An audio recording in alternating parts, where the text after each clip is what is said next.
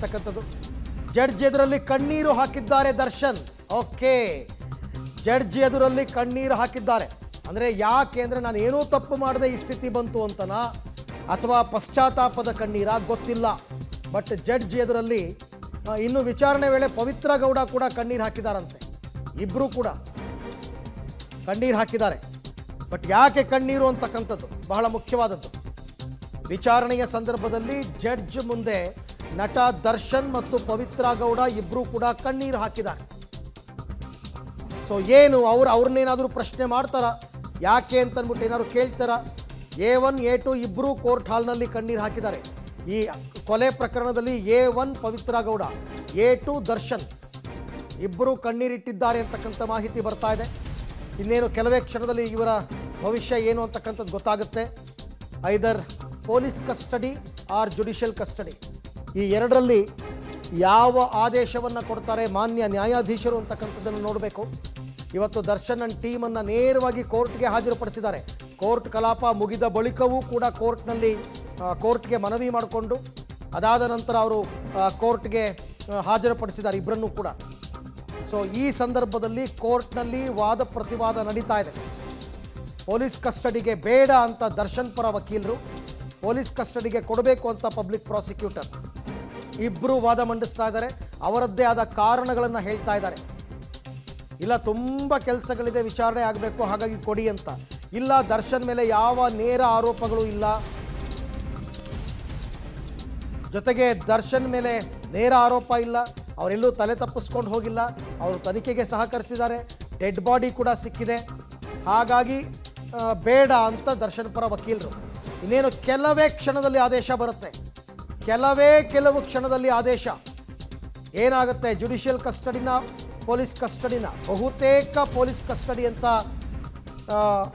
ಅನ್ನಲಾಗ್ತಾ ಇದೆ. ಅಂದರೆ ಸಾಮಾನ್ಯ ಇಂಥ ಪ್ರಕರಣದಲ್ಲಿ ಪೊಲೀಸ್ ಕಸ್ಟಡಿಗೆ ಕೊಡ್ತಾರೆ.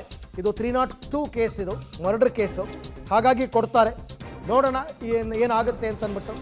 A1 ಆರೋಪಿ ಪವಿತ್ರ ಗೌಡ, A2 ದರ್ಶನ್.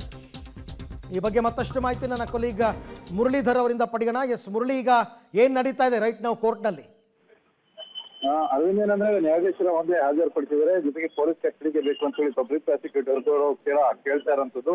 ಅವ್ರಿಗೆ ಯಾವ ವಿಚಾರಕ್ಕೆ ಬೇಕು ಅಂದ್ರೆ, ಇವರನ್ನ ಚಿತ್ರದುರ್ಗದಿಂದ ಕಿಡ್ನಾಪನ ಮಾಡ್ಕೊಂಡಿದ್ದಾರೆ. ಕಿಡ್ನಾಪನ ಮಾಡ್ಕೊಂಡು ಅದಾದ ನಂತರ ಇಲ್ಲಿಗೆ ಕರ್ಕೊಂಡ್ ಬಂದು ಹತ್ಯೆಯನ್ನ ಮಾಡಿದ್ರೆ, ಒಂದು ಶೆಡ್ ನಲ್ಲಿ ಇಟ್ಟು ಹತ್ಯೆಯನ್ನ ಮಾಡಿದರೆ. ಜೊತೆಗೆ ಹತ್ಯೆ ಮಾಡ್ಲಿಕ್ಕೆ ಬಳಸಿದಂತ ವೆಪನ್ಗಳಿತ್ತು, ವೆಪನ್ಗಳನ್ನ ಇನ್ನು ಕೂಡ ಸೆಕ್ಯೂರ್ ಮಾಡ್ಲಿಕ್ಕೆ ಸಾಧ್ಯ ಆಗಿಲ್ಲ. ಜೊತೆಗೆ ಮಾದರ್ ಪ್ರಕ್ರಿಯೆಗಳು ಕೂಡ ಸಾಧ್ಯ ಆಗಿಲ್ಲ. ಇವೆಲ್ಲಾ ಪ್ರಕ್ರಿಯೆಗಳು ಪ್ರಾರಂಭ ಮಾಡಬೇಕಾಗಿದೆ ಹಿನ್ನೆಲೆಯಲ್ಲಿ ಪೊಲೀಸರು ಪೊಲೀಸ್ ಕಸ್ಟಡಿ ಅತ್ಯವಶ್ಯಕ ಆಗಿದೆ ಅನ್ನೋದ್ರ ಬಗ್ಗೆ ಈಗ ಕೋರ್ಟ್ ಮುಂದೆ ಹೇಳಿಕೆಯನ್ನ ಕೊಡ್ತಾ ಇದ್ದಾರೆ. ಆದ್ರೆ ಇನ್ನು ದರ್ಶನ್ ಪರ ವಕೀಲರು ನಾರಾಯಣ ಸ್ವಾಮಿ ಇರ್ಬೋದು, ಜೊತೆಗೆ ಸುಹಾಸ್ ಇರ್ಬೋದು, ಇಬ್ರು ಕೂಡ okay, police custody Darshan police ಕಸ್ಟಡಿಗೆ ನೀಡಲಾಗಿದೆ. ಈಗ ಬರ್ತಾ ಇರತಕ್ಕಂಥ ಬ್ರೇಕಿಂಗ್ ನ್ಯೂಸ್, ಪೊಲೀಸ್ ಕಸ್ಟಡಿಗೆ ನಟ ದರ್ಶನ್ ಅಂಡ್ ಟೀಮ್. ಆಲ್ಮೋಸ್ಟ್ ಈಗಷ್ಟೇ ತೀರ್ಪು ಹೊರಬಿದ್ದಿದೆ.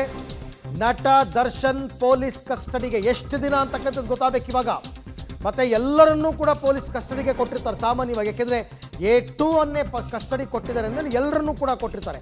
ಕೊಲೆ ಕೇಸ್ನಲ್ಲಿ ನಟ ದರ್ಶನ್ ಪೊಲೀಸ್ ಕಸ್ಟಡಿಗೆ, ಪೊಲೀಸರ ಸುಪರ್ದಿಗೆ ಒಪ್ಪಿಸಿದೆ ನ್ಯಾಯಾಲಯ.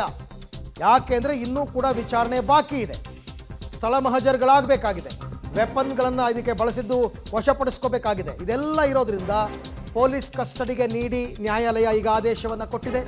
ಕೊಲೆ ಕೇಸ್ನಲ್ಲಿ ನಟ ದರ್ಶನ್ ಪೊಲೀಸ್ ಕಸ್ಟಡಿಗೆ, ದರ್ಶನ್ ಸೇರಿ 13 ಮಂದಿಯೂ ಕೂಡ ಪೊಲೀಸ್ ಕಸ್ಟಡಿಗೆ, ಇನ್ಕ್ಲೂಡಿಂಗ್ ಪವಿತ್ರ ಗೌಡ ಪೊಲೀಸ್ ಕಸ್ಟಡಿಗೆ ನೀಡಲಾಗಿದೆ ದರ್ಶನ್ ಅವರನ್ನು. ಈಗ ಬರ್ತಾ ಇರತಕ್ಕಂಥ ಬ್ರೇಕಿಂಗ್ ನ್ಯೂಸ್, ಕೊಲೆ ಕೇಸ್ನಲ್ಲಿ ನಟ ದರ್ಶನ್ ಅವರನ್ನು ಪೊಲೀಸ್ ಕಸ್ಟಡಿಗೆ ಕೊಡಲಾಗಿದೆ. ಈಗಷ್ಟೇ ಕೋರ್ಟ್ನ ತೀರ್ಪು ಹೊರಬಿದ್ದಿದೆ.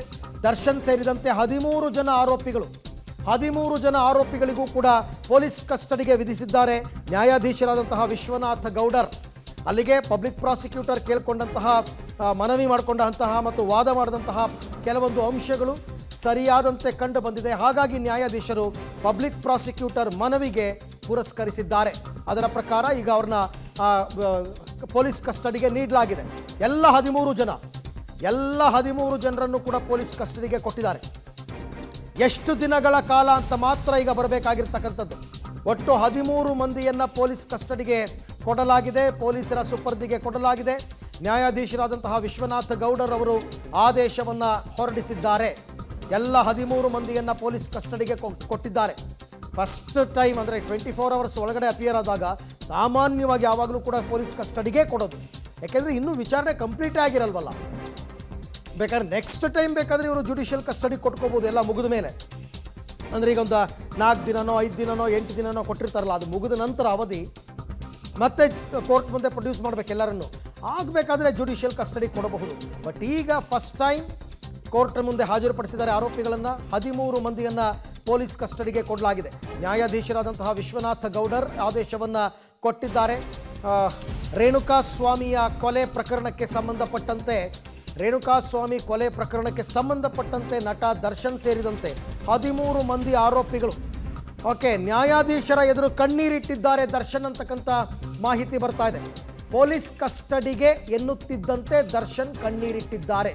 A1 ಪವಿತ್ರ ಗೌಡ ಕೂಡ ಕಣ್ಣೀರಿಟ್ಟಿದ್ದಾರೆ. ಬಟ್ ಕಣ್ಣೀರಿಗೆಲ್ಲ ಕರಗೋದಕ್ಕೆ ಅಂಥ ಎಲ್ಲ ಭಾವನೆಗಳಿಗೆಲ್ಲ ಕೋರ್ಟ್ನಲ್ಲಿ ಬೆಲೆ ಇರಲ್ಲ. ಯಾಕೆ ಅಂತಂದರೆ ಭಾವನಾತ್ಮಕವಾಗಿ ನೋಡಲ್ಲ ಇಂಥ ಕೇಸ್ಗಳನ್ನು. ಇದು ಮರ್ಡರ್ ಕೇಸ್, ಕೊಲೆ ಕೇಸ್. ಹಾಗಾಗಿ ಕಣ್ಣೀರಿಟ್ಟರು ಅಷ್ಟೇ, ಹಿಡಿದಿದ್ರು ಅಷ್ಟೇ.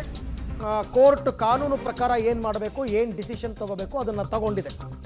ಕೊಲೆ ಕೇಸ್ನಲ್ಲಿ ನಟ ದರ್ಶನ್ ಅವರಿಗೆ ಕಸ್ಟಡಿಗೆ ಕೊಡಲಾಗಿದೆ. ದರ್ಶನ್ ಅವರನ್ನು 13 ಮಂದಿಯನ್ನು ಪೊಲೀಸ್ ಕಸ್ಟಡಿಗೆ ಒಪ್ಪಿಸಿ ಕೋರ್ಟ್ ಈಗ ಆದೇಶವನ್ನು ಕೊಟ್ಟಿದೆ. ಈಗ ಎಲ್ಲರನ್ನೂ ಪೊಲೀಸರು ಅಗೈನ್ ಅದೇ ರೀತಿ ಕರ್ಕೊಂಡು ಬಂದು ಎಲ್ಲರನ್ನೂ ಅದೇ ವೆಹಿಕಲ್ಗೆ ಹತ್ತಿಸ್ಕೊಂಡು ಕರ್ಕೊಂಡು ಹೋಗ್ತಾರೆ. ಗೊತ್ತಿಲ್ಲ ಗೌಪ್ಯ ಸ್ಥಳಕ್ಕೆ ಕರ್ಕೊಂಡು ಹೋಗ್ತಾರಾ ಅಥವಾ ಇವತ್ತೇ ಸ್ಪಾಟ್ ಮಹಜರ್ ಮಾಡೋದಕ್ಕೆ ಏನಾದ್ರು ಕರ್ಕೊಂಡು ಹೋಗ್ತಾರಾ ಗೊತ್ತಿಲ್ಲ.